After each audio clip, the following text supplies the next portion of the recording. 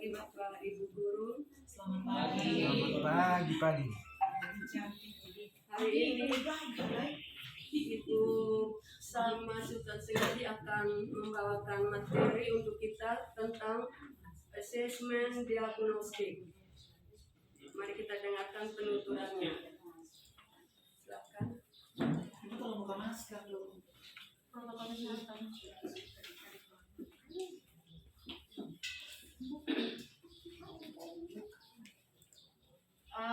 Assalamualaikum warahmatullahi wabarakatuh. Waalaikumsalam. Selamat pagi Bapak Ibu Guru. Terima kasih atas kesempatan yang diberikan untuk saya hari ini. Saya akan memaparkan materi yang saya pilih, asesmen diagnostik.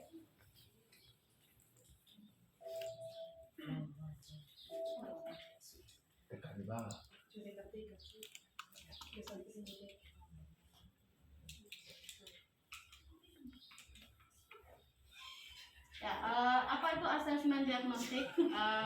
Mungkin sebelum kita masuk ke pengertiannya, saya ada contoh sederhana. Misalnya kalau kita sakit, kita ke dokter, pasti tidak langsung diberikan obat. Pasti ada pertanyaan-pertanyaan dari dokter. Misalnya kalau kita bilang, saya demam dok, pasti akan ada pertanyaan dari dokter, batuk, atau pilek, atau sakit lainnya.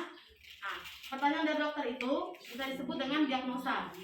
Ketika sudah ada diagnosa seperti itu, dari jawaban kita, kalau kita ada batuk atau pilek, bisa memberikan gambaran buat dokternya obat yang akan diberikan. Karena tidak semua penyakit punya obat yang sama, terutama kalau misalnya demamnya rendah, demamnya tinggi, pasti sasaran obatnya juga berbeda. Itu yang dimaksud dengan diagnosa. Sama juga dengan asesmen diagnostik ini. Nah, selain dari berikut bisa dilihat kenapa mengapa asesmen diagnostik yang dipakai. Kita tahu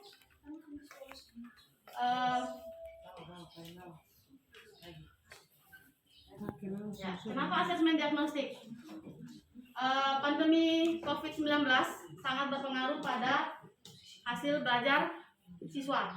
Semulanya kita tatap muka, tapi akhirnya menjadi daring. Nah, saya dan juga Bapak Ibu semua pasti bisa merasakan bedanya daring dan luring. Kalau kita tatap muka, kita bisa lihat siswa langsung secara psikologisnya, juga hasil pencapaian kerjanya. Tapi kalau daring, kebanyakan kita susah mendiagnosa siswa seperti apa dan nilainya seperti apa. Jadi kenapa dipakai asesmen diagnostik? Itu untuk melakukan pengidentifikasian kompetensi, kekuatan, kelemahan peserta didik. Dari asesmen diagnostik ini, kita bisa meringankan, bahkan menghilangkan masalah-masalah yang akan dihadapi siswa, terutama masalah ketidak tercapaian belajarnya. Lalu bisa mengurangi penurunan kemampuan siswa, dan masalah yang paling utama untuk siswa yaitu koneksi internet. Kalau daring berarti kita harus memakai koneksi internet, dan kebutuhan untuk masing-masing anak latar belakangnya berbeda. Tidak semua anak orang tuanya punya kemampuan untuk membeli paket data. Lalu yang sangat berdampak sekali adalah pada masa depannya mereka. Jadi asesmen diagnostik yang dipakai itu dilakukan pada awal pembelajaran dan berkala, dimaksudkannya sehingga bisa mengetahui kemampuan siswa dari secara psikologis maupun secara prestasinya. Yang berikut ada dua asesmen yang bisa kita pakai asesmen diagnostik. Yang pertama kognitif dan non kognitif. Apa itu kognitif dan non kognitif? Kita lihat di slide berikutnya. Untuk asesmen diagnosis non kognitif, kita mau mengukur bagaimana psikologi dan sosial emosi dari siswa. Bagaimana kita bisa mendapatkan hasil ini, hasil non kognitif? Bisa dilakukan semacam kita mengadakan tes psikologi pada pertemuan awal sebelum memulai pembelajaran. Tes psikologi itu bisa berupa pertanyaan, apa yang siswa, apa aktivitas siswa di rumah, apa yang membuat dia lebih menyenangkan untuk belajar di rumah seperti apa. Lalu ada juga menanyakan emosinya dia dengan kita menyediakan gambar-gambar icon, emoticon yang bisa dia pilih untuk mengekspresikan perasaan dia. Nah, dari tes psikologis tersebut kita bisa mempunyai diagnosa awal tentang non kognitif dari siswa tersebut. Tentunya akan berbeda-beda. Nah, dari hasil non kognitif itu kita bisa mulai ajak diskusi siswa. Kita kan bisa tahu dari hasil dia ini, kita mulai pendekatan seperti apa, dia maunya bagaimana, belajar seperti apa, dia tidak sukanya pelajaran apa, mungkin seperti itu. Nah, kita mulai mengarahkan identifikasi, bisa diskusi, bisa wawancara. Setelah itu mulai mengarahkan diskusi dengan Dewan Guru, mungkin MGMP. Itu mulai penyusunan RPP, modul, dan modul, lalu soal-soal lainnya. Berikut. Ya, ini yang kedua, kognitif. Kalau non kognitif tadi lebih pada psikologi siswa, kalau kognitif kita bermain pada pengetahuannya. Nah, bagaimana bisa mendapatkan asesmen kognitif ini? Itu nanti akan bisa dilihat dari hasil ulangan harian, analisis ulangan harian, ada mid semester, dan soal ulangan lainnya. Tentu akan terjadwal, ada soalnya juga, ada kisi-kisinya. Ya, berdasarkan hasil diagnosis asesmen, guru membagi ya. Dari hasil kognitif itu akan terjaring 3 kelompok. Yang pertama, siswa rata-rata akan diajar oleh guru. Itu kategorinya siswa apa ya? Kritis. Terima kasih. Yang kedua, siswa 1 semester kalau nilainya di bawah dari itu, dia masih masuk dari reguler. Yang terakhir, 2 semester siswanya nilainya di bawah sekali rata-rata, dia akan masuk dalam kelompok autis atau berkebutuhan khusus. Terima kasih Pak Daud. Dan itu butuh dampingan orang tua, tentu juga dengan kita dari sekolah. Nah, ini contoh analisisnya. Bisa dilihat kalau 2 titik ke kelas bawah, itu 2 semester nilainya memang rendah.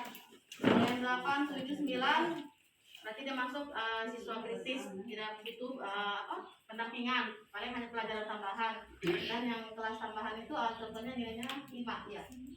Yang terakhir, dari asesmen yang dilakukan kognitif dan non kognitif itu diawasi oleh kepala sekolah dan dilakukannya di minggu pertama dan secara berkala. Dari pemaparan saya tadi, kita mengharapkan dengan adanya perubahan kurikulum sekolah penggerak dengan melakukan diagnosis segala macamnya, kita bisa membuat siswa belajar lebih nyaman, menyenangkan, dan tentu saja berdampak positif buat masa depannya. Sekian, terima kasih.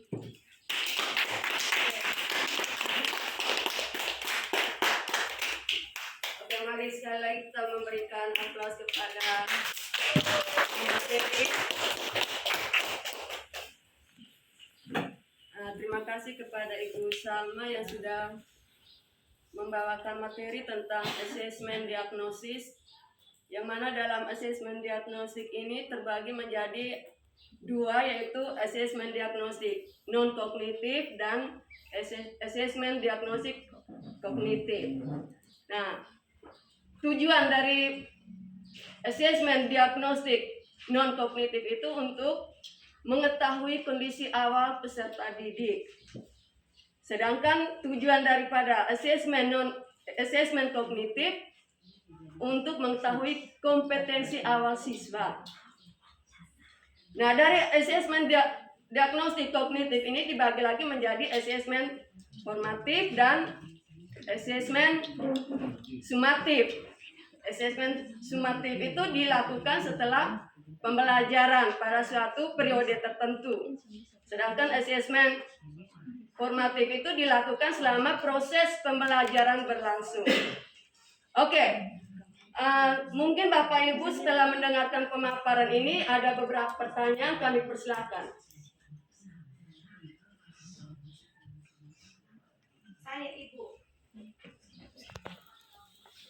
Nama saya Mediatun Tasu, saya adalah salah satu peserta dalam IHT implementasi program sekolah penggerak. Saya ingin menanggapi gelar karya yang disampaikan oleh Ibu Salma Sutan Sengaji tentang asesmen diagnostik. Saya berterima kasih sekali karena hari ini Ibu menjelaskan begitu rinci dan akhirnya saya bisa tahu ternyata pengelompokan kelas khusus untuk kelas yang inklusif, itu kelas yang di bawah itu ternyata kan harus dititipkan lagi. Hari ini baru saya mengerti. Bapak Ibu, mari kita kasih aplaus untuk Ibu Salma.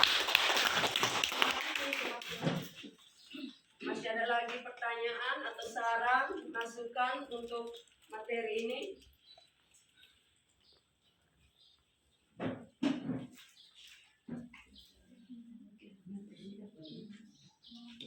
Oke, kalau tidak ada lagi, kami sampaikan terima kasih atas waktu yang disediakan. Terima kasih untuk semuanya.